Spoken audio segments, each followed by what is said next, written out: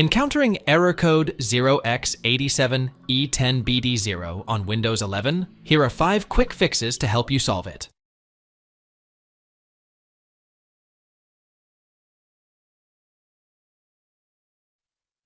In the taskbar search box, type Email and Accounts and click on it.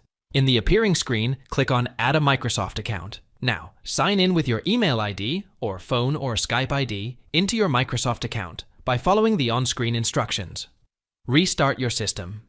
Now, open Microsoft Store and download a game to see if the error is solved.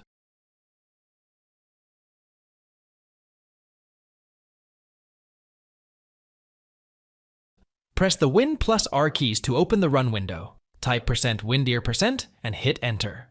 Next, scroll down to search for the AUInstall agent folder and delete it. Now, right-click anywhere in the folder and click on New Folder. In the appearing window, click on Continue. Name the new folder as AUInstall agent. Restart your system. Open Microsoft Store and try installing the app to see if the error is resolved.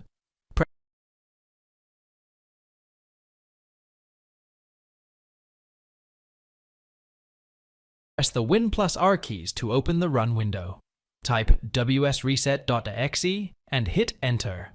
Command window will run to reset your Windows Store cache. Wait for the reset operation to complete for the Windows Store to open. Check to see if the error is resolved by downloading an application.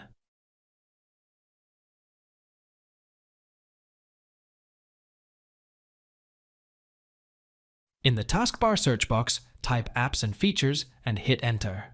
Scroll down to select Microsoft Store. Click on the 3 dots and click on Advanced Options. Now, go down and click on Reset. Restart your system and download a game in the store to see if the error is resolved.